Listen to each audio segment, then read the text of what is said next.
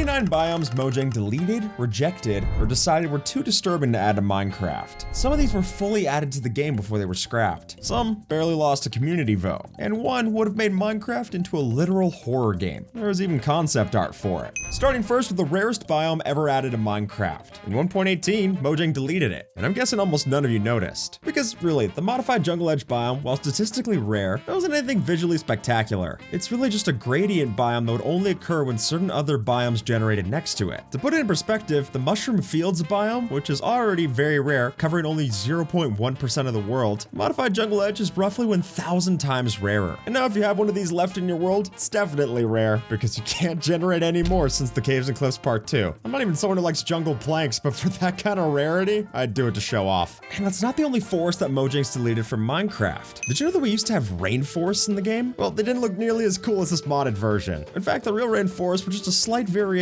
from the traditional forest that we saw back at the time. And a whole bunch of those other forest variants were all deleted in beta 1.8, which, saying it out loud, sounds eerily close to 1.18. I guess they have a certain cycle when they like to do their spring cleaning. But I think if Mojang ever wanted to bring back rainforests, there could be some really cool opportunities for it. Sure, we have jungles, but we also have swamps. And that didn't stop us from mangrove swamps. I think the same could happen here. And it would give us the chance to put a whole bunch more mobs and help out with Mojang's conservation awareness. All good things. And lost around the same time of beta 1.8 was the dream dimension. Now, the original idea from Notch was that if you slept in a bed, you would sometimes have the option to transport over to a dream dimension, based around this Skyland terrain, which eventually turned into the end dimension. In fact, if you actually went back and played the end dimension in old versions, you'd notice that its biome type wasn't the end like it is today, but it actually used to say sky. That's because this was carried over. The whole reason we even have that dimension in the first place is because PC Gamer decided to focus on it in their article. Notch talks about it in this blog post, otherwise it wouldn't have been confirmed. But the idea for a dream dimension wasn't fully gone yet, since in October 2015 they mentioned the dream dimension as an exclusive feature to Pocket Edition. But mentioned and developed are very different, and there hasn't been any new Easter eggs for the dream dimension since then, even in the April Fool's update dimensions, which seems like a really natural place to add this in. So if it wasn't there, it's probably gone. And while the sky dimension would eventually inspire one of Minecraft's most famous mods, which is also on this list, a feature that was added and then changed where it was basically completely different was the original frozen ocean. From beta 1.8 until 2013, the original frozen ocean was just that, a frozen sheet of ice over a standard ocean. And to make matters even worse, this is before the time when ice actually made boats go faster. So if you found one of these, you weren't even in for fun, just a slow steering nightmare. And that would be why Mojang removed it in 1.7.2, the update that changed the world. But hold on, we do have frozen oceans in the game, so what happened there? Well, because it was eventually redesigned completely for 1.13, the update aquatic. And now it made a lot more sense. We had icebergs, we had polar bears, blue ice, packed ice, and our boats actually went faster. But while that was redesigned, this one might not get the same treatment. During the InfDev stages of early Minecraft development, before we even had the Farlands, we had the InfDev stone walls. And why did this happen? Well, it's fairly similar to why the beta Farlands happened. But while modern versions use 3D noise generators to give us the different levels of the terrain, InfDev was purely 2D noise generation, meaning we saw cliffs and overhangs that were just impossible to generate. But because the noise incremented at such a small value as you went further along, you would have to travel 33,554,432 blocks out to be able to see this, which is the point where the integer flips over and then it makes all the terrain shoot up into the sky. And because this was the first time when Minecraft actually had an infinite world generation, that's why we started to see these actually appear. Before then, we just didn't go far enough to even see them. And before we talk about how the Farlands were actually supposed to come to Minecraft, we gotta talk about the Stripe Lands, the exclusive Farlands to Bedrock Edition. If you go 3 million blocks out in any direction in Bedrock Edition, then you'll notice this glitch where the terrain starts to generate in different striations. And moving over these is not exactly easy. It's not just the world that's glitching, we're plenty glitchy too. But if you were to travel past the Stripe Lands, you'll reach the fake Farlands of Bedrock Edition. And perhaps the coolest of them all is that if you go out in different corners of the world, you could actually find the -Z corner Farlands, which looks a lot more like a pre-built Minecraft map than anything that was ever generated by Mojang, which is why none of this has ever been intentional for Minecraft. Though the Stripe Lands still exist within Bedrock, which is really crazy when you consider that we've never been able to build on the nether roof in Bedrock the same way that we can in Java. If you go above Y level 127 in the nether in Bedrock, you find this bedrock ceiling that we're familiar with, but even though the height limit lets us place blocks all the way up to 319, we can't build any of the cool farms like we do in Java, which is a real shame, because not only does this let us make high efficiency gold farms in Java, but it's also made made for some of the fastest ways to travel in the Nether. It's a lot more friendly than the gas down below. And while it hasn't yet been cut for Java Edition, there also isn't parity in Bedrock, making this even more confusing for the Java versus Bedrock debate. On a Reddit post 12 years ago, Mojang's lead developer for Bedrock, Tommaso, made this ominous post. When asked what's happening with old biomes in the new update, Tommaso said, "We will keep the old generators side by side with the new one. You'll be able to make your world infinite, though not limited. It can either be as it is now, or completely infinite, because the old gen obviously misses the far biome that it needs to generate the edges." That was the first mention of it, the far biome. Okay, what is it?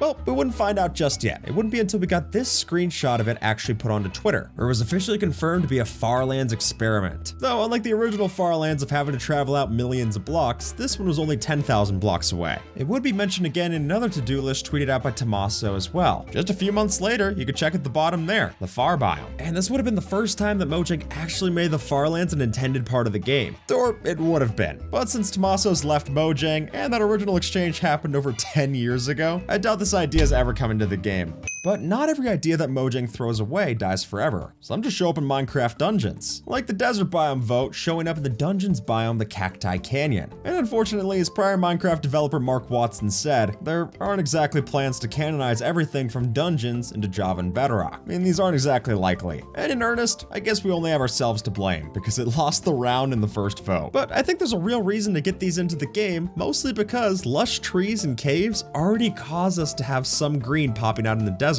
It's actually become a meme about just how often it happens in the game. You see an azalea tree, there's a lush cave underneath. That's how it's intended to be, but why not just build off of that and build it into a whole oasis in this area? It'd be a lot cooler than getting your water in the desert from some well. And speaking about sandstone, we should also look at the sandstone ruins from dungeons, which as an idea could have been an expansion off of our ocean ruins and coral reefs. The idea here is a desert village that's completely submerged underwater. And while our underwater areas got a lot of love in the update Aquatic, that was 8 years ago. I think it could be a good time to take some inspiration from how we're doing the underwater, especially now with the Nautilus that lets us actually go and travel around these structures. And adding in more biomes that let us get coral earlier on would be really nice for those of us on Java when we want to build ourselves a TNT duplication machine. The normal reefs are pretty hard to find. But what's been an even longer wait than 8 years is the 10 years since the Minecraft End update of 1.9. It's one of the most asked for features from the community. And so if Mojang's looking for inspiration for an End update, then I think the End wilds from dungeons are a great choice. And here we not only see new foliage come to the End, but also new enderlings, which I think is perfectly fitting with the vibe the End's already going for. Just imagine seeing one of these and how cool it would look next to a couple of End flashes. And Mojang has mentioned an End update semi-recently, with Olroth, one of the gameplay designers for Minecraft, clarifying in a Reddit post that he was interested to improve the End at some unknown time in the future. Now, I admit, some unknown time is not exactly the most comforting of time lengths, but hopefully we get something coming from this. If there's some excitement within the company, it's hard to ignore for that long. Because while Minecraft Dungeons is coming back in the future with Dungeons 2, Minecraft Legends is fully dead, which is why I think the biomes designed for that game should also make their way into the base game, starting with the jungle terrace. Terrace terrain is a huge part of real-world agriculture. Think rice paddies. It's very common. And with rice also being one of the most requested features for Minecraft, I think combining these two into something that we see in the future could be really smart. I mean, Legends was shut down just a year after it released. All that design time shouldn't go to waste. And if they ever wanted to add in a jungle village that generates up in the rooftops, the big canopies of the jungle terraces makes for a great location. But this is a feature that was even cut from Minecraft Legends before it came out. Since if we zoom in on this original teaser image from Minecraft Legends, you'll see that they clearly showed off a volcano that generated in the background, but that's nowhere used within Minecraft Legends. And while it might be a lot to ask for a cut feature from an already cut game, I think with how many different volcanoes we've seen done expertly in different terrain generation mods, there's a lot of precedent that this could be great to add to Minecraft. But a feature I have no hopes of coming back to Minecraft is the Redwood Forest. And why is that? Well, it was formally rejected by Mojang on their previously considered suggestions website. They even go so far to say that it's too similar to the Mega Taiga biome, which nowadays is just called the Old Growth Taiga. But come on, too similar? We literally have two different variations of Old Growth Taigas. And while the mangrove swamp does give us a redwood to use, I think there's still a lot of options left to have a redwood forest added into the game. In real life, redwood forests grow all the way up to 300 plus feet, which would be a lot taller than anything that we're seeing in the Old Growth Taiga. And I particularly love love the idea of having hollow trunks that we can go and climb around inside. That could even be the basis for a new fun theming for a new village. Though the one glimmer of hope that we still have yet is that while this wasn't the previously considered suggestions as a reject, that whole site's now been taken down. Since once a fan pointed out to Jeb on Blue Sky that they were inconsistent with how they were going about certain features, he gave us this emoji, and the website's now been archived, which hopefully is a good sign for all the features that are on that list. I mean, we have in the past gotten other features from this list added into the game. For example, not only do we now have baby dolphins, but we also have redesigned baby dolphins. But I think as Mojang's clearly changing their focus to smaller, more frequent drops, it gives them more time to experiment and play around with how things used to be and how they could be. But even with them reconsidering the website, I don't feel all that much better that this one's gonna come to the game. Since what some fans have wanted is the idea that we could break bedrock in survival to allow us to reach some kind of biome underneath the game. But written here in plain English is that breaking bedrock blocks in survival is not at all intended. And so any dimensions or biomes below bedrock is not gonna come to the game. Sorry, Bedrock Edition, you're kinda 0 for 2 on that one. And really, the closest thing that we have to any kind of biomes that generate underneath bedrock is if you were to have played on a super flat world before the world height was dropped down to -64. This ocean biome from Mog Swamp, that's probably the closest we're gonna get, which, hey, it's a good thing it looks cool. But I think the coolest idea for a biome underneath the bedrock layer would be this idea of having alpha below. As this mod lays out, the idea is that it recreates the alpha terrain underneath the bedrock layer when you break it with glitches. And I think that's such a cool idea. Minecraft's already built around the idea of having these exposed ancient civilizations that we unearth. So if one of those ancient finds was the oldest biomes from Minecraft,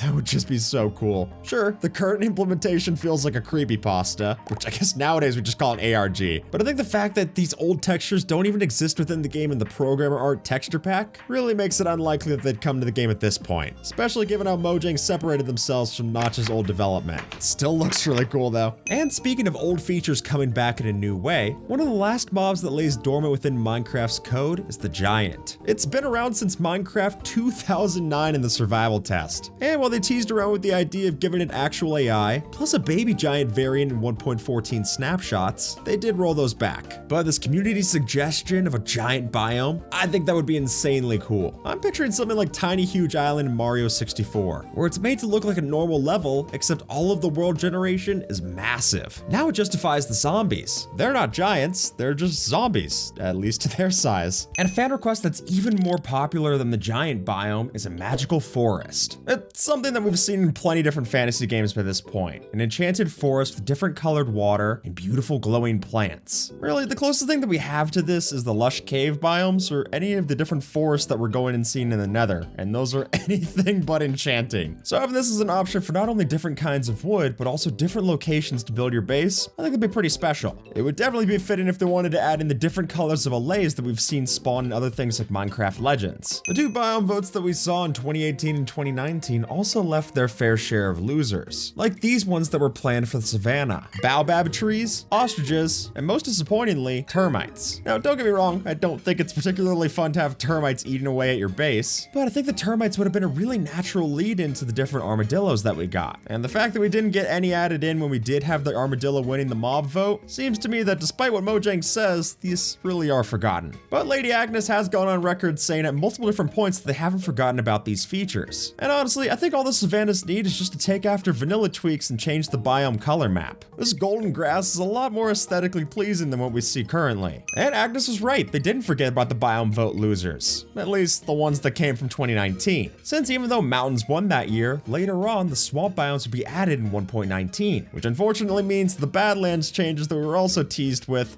fell to the wayside. In fairness, we did get flowering cacti, but that's not just something that we only have in the Badlands. And other features that they showed off in the trailer like tumbleweeds or vultures have never been seen since. But now that Mojang's added in more physics-based entities like the sulfur cubes, maybe tumbleweeds could happen. I think with the changes that they added to the weather in the Chase the Skies update, this seems like a natural fit. But the Badlands is at least a lot prettier than the savannah, so it doesn't need as much help there. And then just a year after the biome vote of 2019, we'd get a new biome that was never gonna come to Minecraft. Minecraft. This is the biome for a player with no time for nonsense, which is a long name that you're only going to see in something like the Infinite Snapshot, an April Fool's joke where we got infinite amounts of dimensions that we could travel to just by typing in a book and shipping it through a portal. And unlike the other entries on this list, this is one that I get not coming to the game. For one, it's boring. There's not a lot of changes to the actual world generation, but the changes that it does make actually completely break the game, since the idea is that you get full ore blocks instead of just the regular ores because you got no time for nonsense. That, and there's different redstone components that also generate throughout the world, making it a lot laggier too. Funny, yes, but not something I'm hoping for. Unlike this suggestion dating all the way back to 2012, which I think if it were to come to the game now, it would still feel just as fresh. Originally discussed, as you can see in the web archive, were rainbow crystalline caves, where much like we've seen in other mods since, would have allowed us to have different colors of crystals and geodes that spawn throughout our world. And while we did get amethyst geodes in 1.17, that only came with it with the one color. And considering there was no other crystals that were added in the cave update, I got a feeling it's gonna stick that way. But I love the idea that Quark has where we can use these different kinds of crystals to redirect beacon beams. Not only changing the color, but also changing how we direct it, which becomes a lot cooler for how we're doing our building hacks. Another community suggestion for around this time were glowing mushroom caves, which might not be coming to Minecraft because it's too similar to Terraria. But come on, there's real-world bioluminescent fungi. Even the mushrooms that are in Minecraft currently do glow, albeit slightly, just a light level of 1. But I think as a way to add natural lighting to the caves underground, this would be a great addition to our glowberries. Sure, it's been done before, but that doesn't mean that it's bad to do. And I'd rather have this change to our caves than what they originally planned for the Deep Dark. The original idea for the Deep Dark was too scary to add to Minecraft, since originally King B-Dogs wanted to design these based off of trypophobia, meaning that instead of the nighttime aesthetic for the skulk, it would have been white with different flesh-colored holes going throughout. There even exists an original image of the Warden from this time called the Hollowed. And I'm all for trying different things, but I have no idea how this could have been a good idea for Minecraft. Like, genuinely surprised that it got as far as testing it out to see how it looked. But hey, maybe they were ahead of the curve. Horror mods are some of the most popular for Minecraft in recent years. But maybe call me boring, but I don't think that this is any idea for what Minecraft should be. And luckily, the Warden that we actually got fits a lot better with the game's intended aesthetic. At the last Minecon ever held in 2016, the developers discussed a system that could have led to more complex biomes coming to Minecraft. Here, the idea was that different, more difficult biomes would generate the further that you got away from spawn, which feels like it happens in the current game, but it's really because rare biomes like Pale Gardens just generate so rarely, it's unlikely that you're gonna have a spawn that generates next to one. Because even though this feature was mentioned, it never actually came to the game. What's interesting though is that a feature similar to this does happen in Hytale, which might be even more reason why it's not gonna come to Minecraft. And instead, the current system is that we only get biomes placed by temperature or humidity. And while difficulty does go up the longer that you play a Minecraft world, that's regional difficulty that comes from how many days you've played, not based on how far you travel. Remember King B-Dogs, the trypophobia guy? Well, you might know his other more popular creation, the Aether, which was such a robust mod that he eventually ended up working for Minecraft on the proper team. And when he did, plenty of people were stoked about the idea of Aether coming to Minecraft officially. However, Mojang has gone on record saying that while they will take inspiration from community-made mods, for example, the horses from Mo Creatures becoming horses in Minecraft, they're no longer adding community-made mods to the base game, which is the reason why every time you build a glowstone frame nowadays, it's just gonna be filled out with pouring water. And consider that now we've got an actual Aether 2 mod that's been released, that does feel even less likely to get anything like this added into the game nowadays. And in that same article where Mojang mentioned that they'd never add in other modded features, they also gave the reason for why we're not gonna see this biome come to Minecraft anytime soon. This is the Visceral Heap, a feature from Biomes Aplenty which gives us another biome that generates with different flesh-like terrain, and even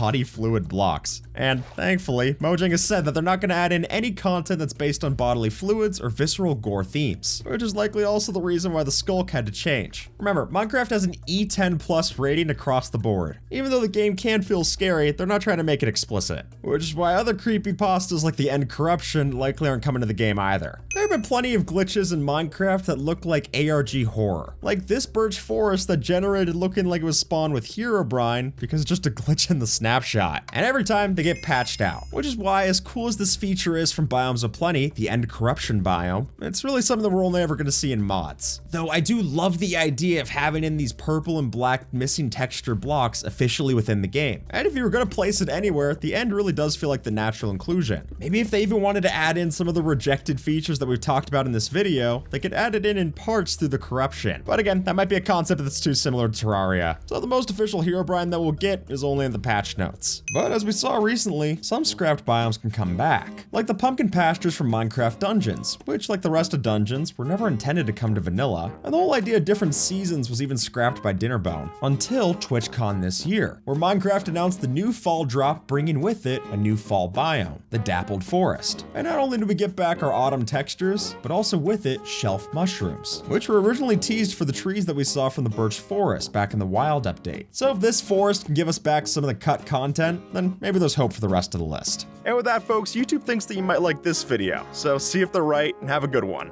alright?